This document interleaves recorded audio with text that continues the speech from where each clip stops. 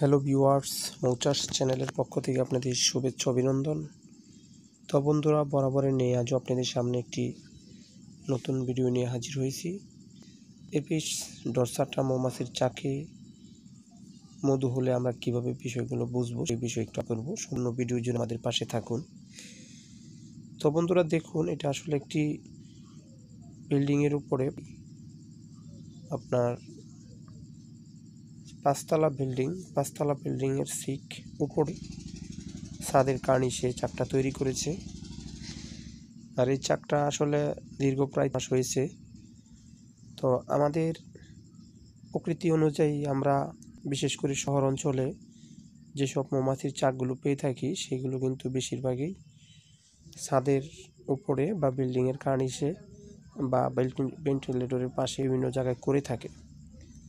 কিন্তু অনেকে আমাদের কাছে সবসময় ভিডিওতে জানতে চায়, ভিডিও ফোন দিয়ে অথবা মেসেজ করে কমেন্ট করে যে মধু কীভাবে বুঝবো মধু হলে। আজকে বিষয়টা আপনাদেরকে দেখাবো। তো বন্ধুরা দেখুন, এই চাকটা একদম কাছে থেকে একটু দেখানোর চেষ্টা করতেছি।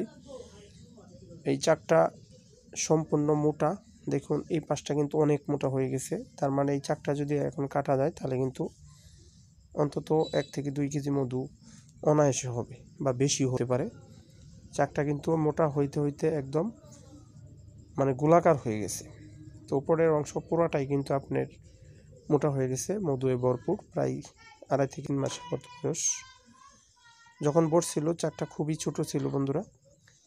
তো এই ধরনের চাকগুলোতে আমরা এইভাবে বুঝবো মধু হবে। আর মধুর অংশটা কিন্তু ঠিক দেখুন উপরে ঠিক। আর মধু সবসময় উপরের পাশে হবে।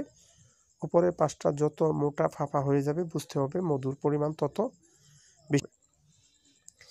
আর প্রকৃতিভেদে অবস্থান অনুযায়ী প্রাকৃতিক ফুল অনুযায়ী এক এক সময় মধুর কম বেশি হতে পারে এক এক চাকে। তো আপনার যে সিজনে যে মধুর চাকটা আপনারা সংগ্রহ করবেন সেই সিজন অনুযায়ী আপনার মধুর বৈশিষ্ট্য প্রকাশ পাবে। আপনি যদি লিচু ফুলের সিজনে মধু কালেকশন করবেন তাহলে লিচু ফুলের নেকটার বা লিচুর যে আধিক্যটা সেটা পাবেন। সরিষার সিজনে মধু সংগ্রহ করলে সরিষার আধিক্য পাবেন। কালোজিরার সিজন কালোজিরা, তদ্রুপ বরই ফুল, একাশি, বিভিন্ন ফুলের সিজনে এক এক রকম নেকটারের মাধ্যমে মধুগুলো হয়ে। তো আপনারা যারা এই ধরনের মৌচাকগুলো কাটতে চান, যাদের মৌ সামগ্রী প্রয়োজন হয়, যেমন মৌচাক কাটার হাফ পোশাক, ফুল পোশাক, হ্যান্ড গ্লাভস, মুখোশ বা ফেসবল টুপি পরে কাটতে চান, তারা আমাদের এই নাম্বার যোগাযোগ করতে পারেন। সাথে নিয়ে মৌমাছি চাকগুলো কাটতে পারবেন।